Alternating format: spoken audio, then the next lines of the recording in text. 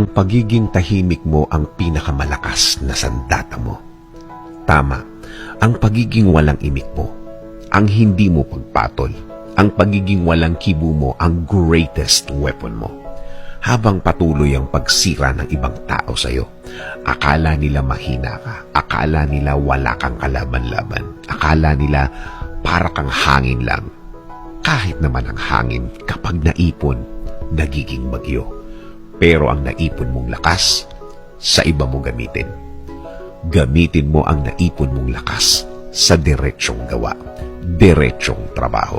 Yung nakafocus ka lang sa gagawin mo, yung nakatuon ka lang sa gusto mong plano na matagal nyo nang nabuo ng Diyos.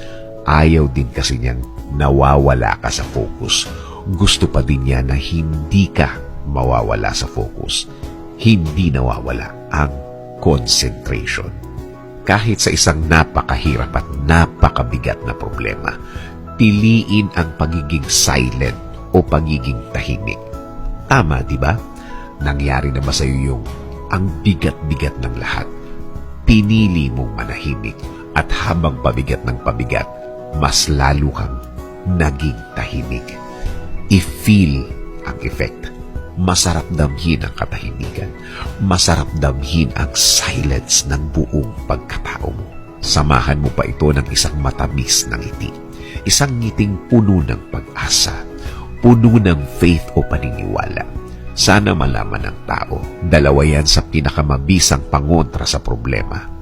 Ang silence at smile, ang katahimikan at ngiti. Naisip mo na ba ang isang buto kapag naitanim? Umuusbong ng tahimik habang palaki siya ng palaki. Tahimik pa din hanggang sa magkaroon ng mga dahon, mga tangkay, tahimik pa rin hanggang sa maging puno na malaki, puno na matatag, walang nakakaalam na naging puno na siya. Complete silence pa din, nanahimik pa din. Katahimikan. Katahimikan ng buhay, katahimikan ng buong pagkatao, katahimikan sa harap ng problema. Payo ko, ituloy lang ang pagiging walang imik, ituloy lang ang pagiging walang sinasabi. Hayaan mong basahin nila ang katahimikan mo, hayaan mong iba-ibang interpretasyon ang lumabas dahil sa pagiging tahimik mo. Let us pray. Lord, bigyan niyo po ako palagi ng katahimikan. Katahimikan ng puso, isip at buong pagkatao.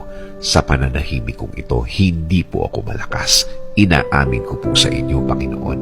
Ako po ay nanghihina at alam ko po na kayo ang dapat kong kapitan. Alam kong kayo ang dapat kong paniwalaan na ang lahat ay magiging okay, ang lahat ay magiging maayos, ang lahat ay magiging tahimik. Kakapit pa rin ako sa inyong magandang plano. Kakapit pa rin ako sa inyong magandang bukas na pangako. Alam kong ang lahat ng oras na may problema ay mabilis na lilipas, mabilis na mawawala. Alam ko din, Lord, na hindi ibig sabihin na wala akong nakikitang nangyayari ay walang nangyayari. Alam kong inumpisahan niyo na akong tulungan sa ibang mga bahagi ng aking problema. Alam kong magiging okay, Lord. Alam kong bubuti ang lahat. Alam kong makukuha ko ang plano niyo sa akin. I-guide niyo po ako at ituro mo sa akin, Lord, ang tama at tahimik na paraan. In Jesus' name we pray. Amen.